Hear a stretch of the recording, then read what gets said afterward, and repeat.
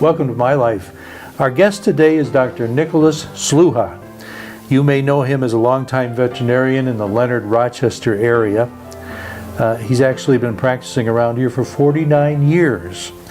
What you may not know is that Dr. Szluha is a Hungarian refugee. He was sentenced to prison there in 1952 for 2 years, and finally on December 7th of 1956, he left the country, winding up in a refugee camp and then eventually in Illinois. He later became a championship fencer at the University of Illinois, and he later graduated from veterinary school from the University of Illinois. Doctor, we're very proud to have you on our program today. Thank you very much for allowing us to do this. Thank you. Thanks a lot. We've gone through a lot of things there that I know that you're going to be able to spend a lot of time explaining. But I like to start with the present and then work our way back. And okay. I know that there was something significant that happened in your life a couple of years ago that affected how you practiced your trade. Could you tell us more about that? You want to know since I graduated from... No, didn't you? A couple of years ago, I was told that you had a medical incident that changed your perspective. I had in 2009, I had a stroke. A stroke. And actually, when I had this stroke, I didn't have a real stroke. I had a little tingling here and here and here. And right away, I got into my car and I drove into the Clinton Hospital emergency. It was on Saturday. And I told the emergency doctor, Dr. Lonieski, that I'm having a stroke. So she examined me and she said she needs a CAT scan. So they had a CAT scan, but she didn't use the IV contrast. And then she came back, maybe half an hour, and she said, I don't have a stroke. I said, no, I have a stroke. And then she said she has to call the neurologist. So I was waiting, and there was no neurologist. She called Dr. Hidalgo from Rochester Hills, the neurologist, and he never showed up. And then at 10 o'clock, no other doctor ever came to me, except a nurse came to me twice. I didn't know what was going on. 10 o'clock, they came to me, picked me up, and they said I was going to take it into the hospital. So they took me to the hospital, but not in the intensive care, just put me in a room. I was sleeping fine, and during the night I had a full stroke. I couldn't get out of the bed. I was very dizzy and still didn't call any neurologist.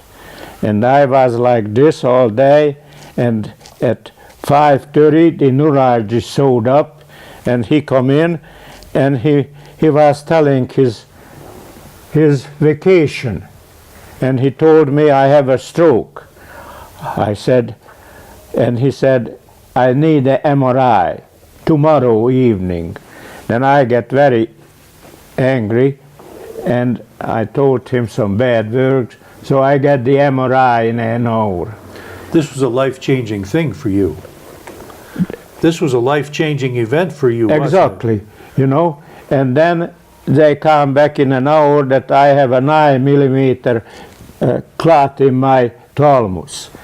And I have been so bad, still I have been so bad, I have a hard time to walk. This one, if I take off, I see double vision. And I tell you, I'm so... It hasn't been an easy adventure for you, has it? No, very hard, very hard. Now, I'm told that up until that time, your focus in your practice was on larger animals, is that correct? Yeah, I took care of horses too. And this kind of changed that, didn't it? I had to quit taking care of horses. I don't take care of horses. in this hospital I had a very good practice going on, and since I had the stroke and I couldn't practice anymore, so I quit practicing here for 3 years. And the other place I can practice anymore, I'm there during the day and I just look through, you know, I pay the bills, and if they want to know something I tell them, but I can't do surgery anymore. I make diagnosis, I can read the x-rays, I can read the blood test, I can tell you what to do, but I cannot actually work there anymore. Was there a long process of rehabilitation after your stroke before you could do any kind of practicing anymore? At least 3 years. 3 years. And I can't take care of big animals. And I tell you, I also has a farm in Mount Pleasant. Just a little bit south of Mount Pleasant, in Shepherd, Michigan. I have 250 acres of farm. And I was doing the farming also because I liked farming, and I bought this farming in '73 when the farm was very cheap. I bought it for $50 an acre, and everybody told me, "Oh, you stupid, you buy a farm in this country." I said, "Yeah, I bought a farm, I like it." And I was doing the farm. That's my combine right there. Okay, we'll get a picture of that. You know, and I was doing plowing and painting and combining on my day off, all right? And then my son graduated from Michigan State in '88, then he took it over, but only with me. And since I had this stroke, I can't do a farm either. Was your son interested in veterinary medicine or not? No. He wasn't? No. Like today they had a big surgery in the other hospital, and the dog was a big dog, around 200 pounds, so I had to call him to come home because nobody could lift the dog. Oh my goodness. So he came home and he was handling the dog. Okay. Let's go back in your life a little bit. First of all, you were born in Hungary. Yes. What city were you born in? My hometown name was Boroch. That's a little town, that's a farm town, you know. Had your family lived in that area for a long, long time? I tell you, this belonged to my family for 200 years. And then I can show you some things there. And we lived there, and my father was a landowner. We have 1,000 acres of farm there. Were your grandparents involved in farming too? Yeah. Did you know your grandparents? Yeah, I know my grandfather. Well, my grandfather died in 1940.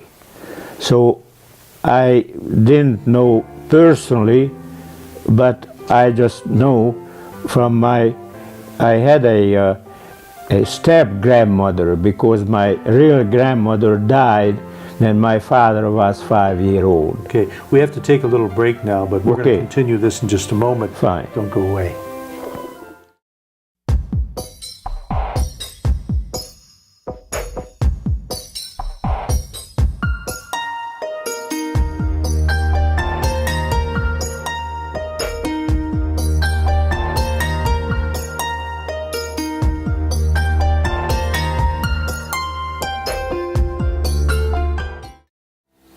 Back with Dr. Nicholas Szluha.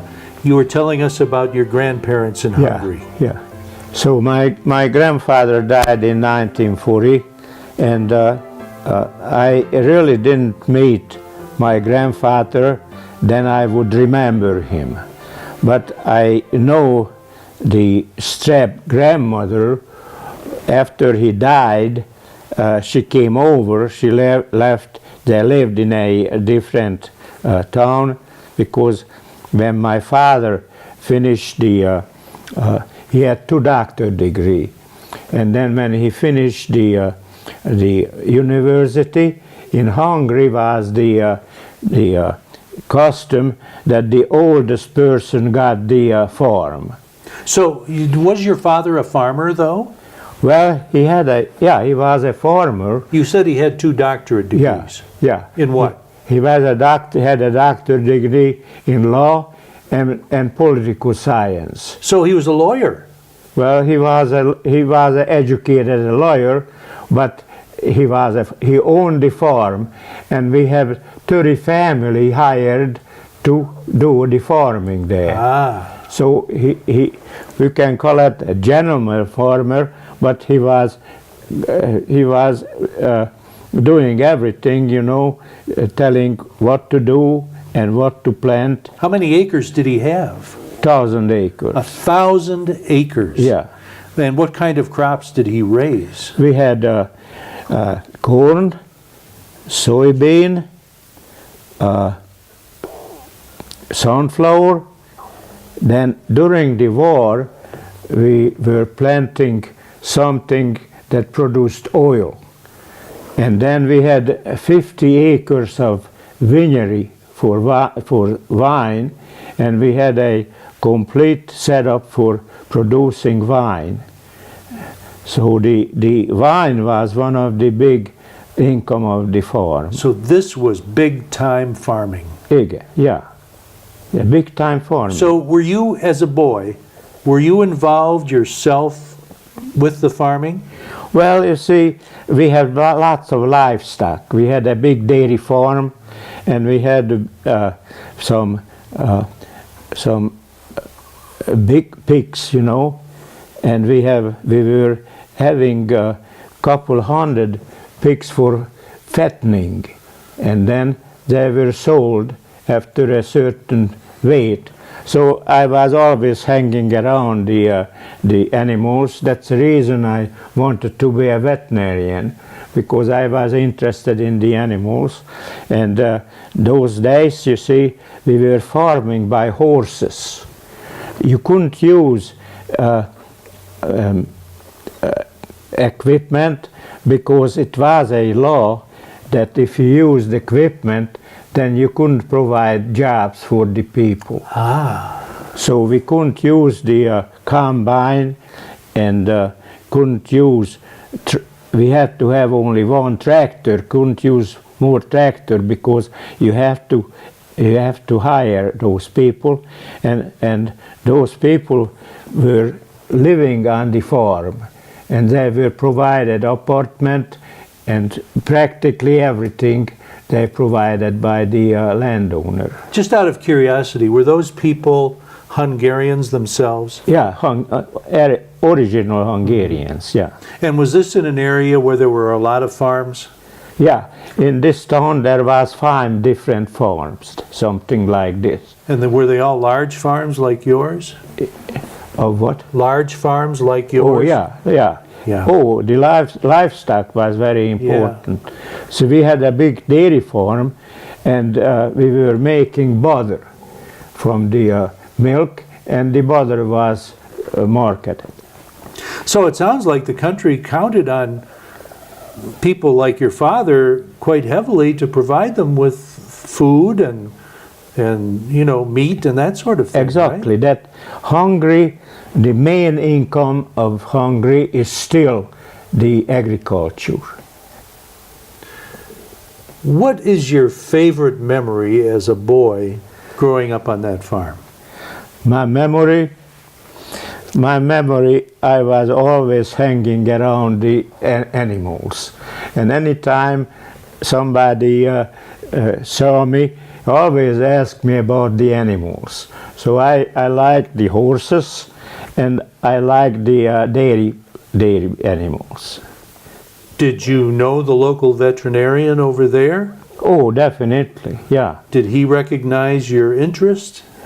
Well, you see, I was only at that time only around 13-year-old, but later on there was still a veterinarian there when in the communism, and I was interested in the veterinary medicine at that time. Now, as a young boy, Were things going pretty well for you in Hungary, for you and your parents? Was there any political pressure of any kind, or were you able to lead a normal family life as a young boy? Yeah.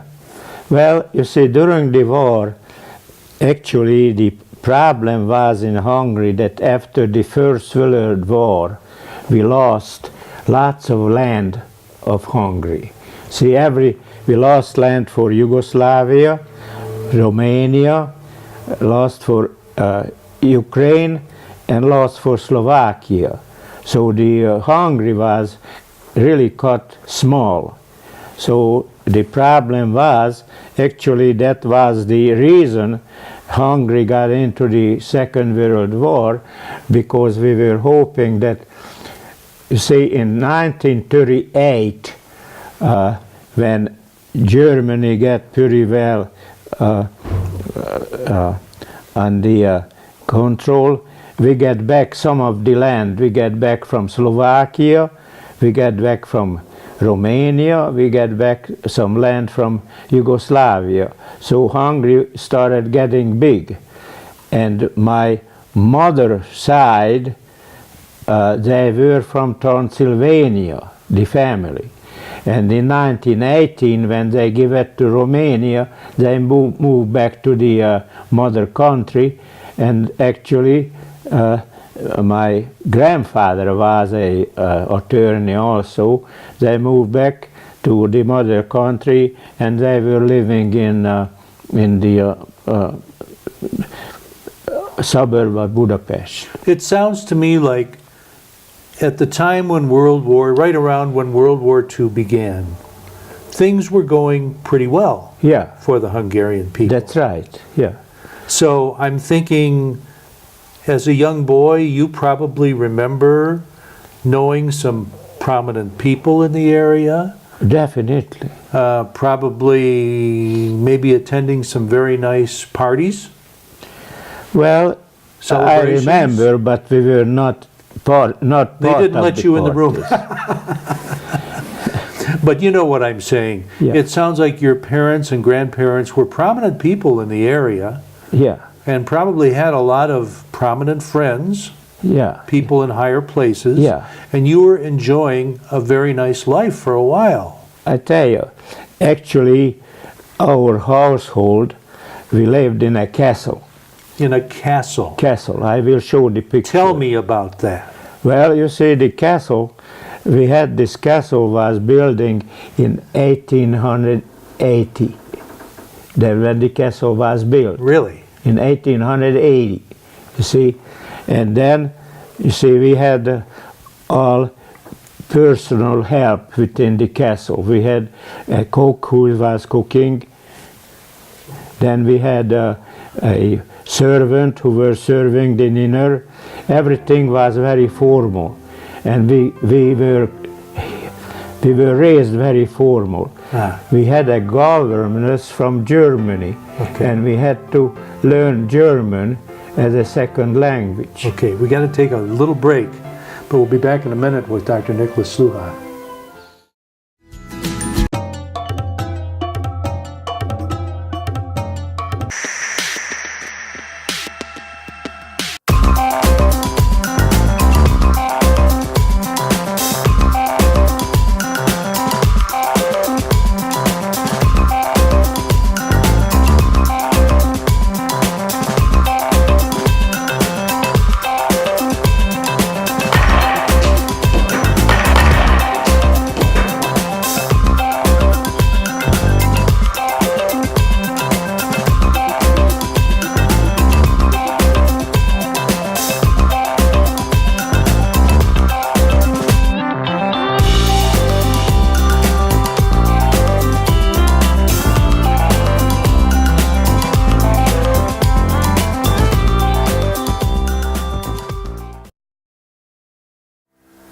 Back on My Life with Dr. Nicholas Szluha.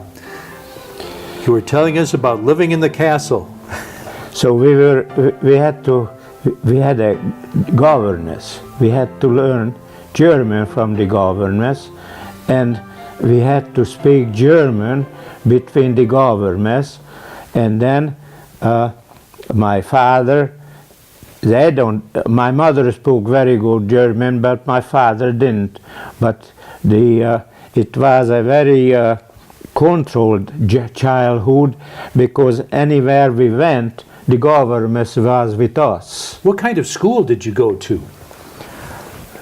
Well, for grade school, I went to the country school. See, the country school was a small school, but in the grade school in Hungary was 8 years. And then after 8 years, if somebody wanted to university, then after the 4th year of grade school, went to the university. I see.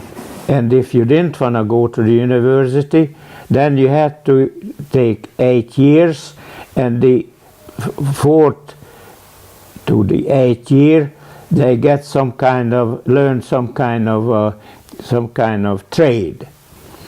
So I was going to country school until 4, and that for the high school, I went to the Jesuit high school, and the Jesuit high school was 8-year high school, and I was living in the Jesuit dormitory, and I was going to the Jesuit school, and we had very strict program, just like a military school, and we were constantly looked over by a Jesuit priest. It sounds like your parents were concerned that you got a good education. Very, very, very education, yeah. Did you live at the school, or did you live in the castle? Well, we had to go to school, you know.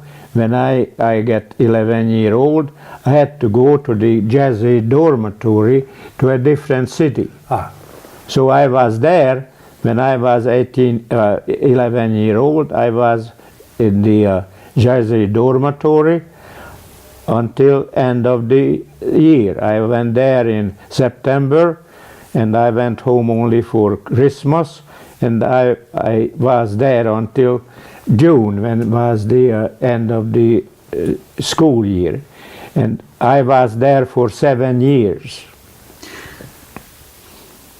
Tell me something fun that you remember about living in the castle. Well, as I said, we were under very strict control by the governors. Were your parents strict? What? Were your parents strict? Were your mother and father strict? Very strict. Were they? My father was very strict, you know, and the governors, every time we had a formal meal, and the governors had to tell what we done, and if the governor said that we done some bad, we get some spanked by the father. Wow.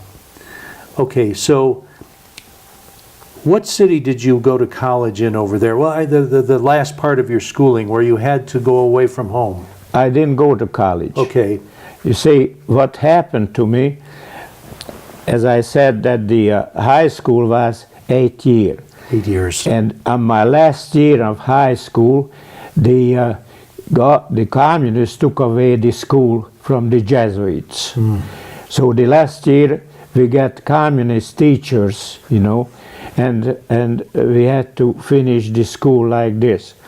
And then on just 1 month before the end of the school, there was a communist holiday, and I didn't show up to the place, you know, and then after several days the police came to the school and picked me up, and I got arrested. And how old were you at that time? 18-year-old. 18. I really want to get into that in some depth, but before we do, I want to go back to this living in the castle. Yeah. I mean, this is hard to fathom, okay? There must have been some very neat things that you did as a child living in a castle. Even though you were under kind of strict control, That just seems like a wonderful place to play games and enjoy friends and enjoy. How many brothers and sisters did you have? I had one sister was younger than me, 1 year, and I had a brother was 7 years younger. But you see, I was always play around with the children of the employees. And those employees' children came into the castle, you know, and we had the children room, and then if we went out to the farm, we were playing with those employees' children. And then when was the bad weather, we played in the children room, and they came into the castle, and they were playing with us in the castle. So actually, my environment was very close to the employees, and sometime I went into the barn or something, and I was with the employees, you see, and then most of the time my amusement or play was with the employees' children. Did you find yourself getting closer to the employees' families than perhaps to your own? Very close. I was so close, you know, that sometimes I'm out and then the wife of the employee says, why don't you come on in and I give you this or that. So we were very close, you see. You know, I like to ask our guests questions like, what was your favorite meal with your family? What was your mother's, what dish did your mother make that you liked better than any of the others? But I'm beginning to think that in your situation, you probably had a cook that cooked the meals. Oh, definitely. We had a cook. And you see, the dinner was very strict. We couldn't talk unless we were asked. The dinner was formal, you know, and we had the right place. We had to dress up for the dinner, you see, and we can't talk unless they ask me. I have to ask you this. You know what this sounds like to me? Did you see the movie The Sound of Music? Yeah. And you know how the captain and his children... Yeah, it was like that. It sounds just like that. Yeah. So that really was like that. Yeah, it was like that. Yeah. Wow. You see, well, this way, you see, you get a certain manners, see, and those manners was normal to you because that's how you grew up. Right. I can tell you, when I came to this country, my manners were really off to here. I had to change it. Well, maybe we need to do some adjusting as well. But when did you see things start to change? When I saw to change? When did you see things for your family start to change? In 1945, see, my father was in the war. And actually... He was in World War II? World War II. Okay. We're going to take a break now because we have a lot more to talk about, and we're going to have a second episode of this edition of My Life with Dr. Nicholas Szluha, and we're going to get into some of the later events surrounding World War II, the Hungarian Revolution, and what happened to his family. So please come back and see us in our next episode. Thanks for joining us.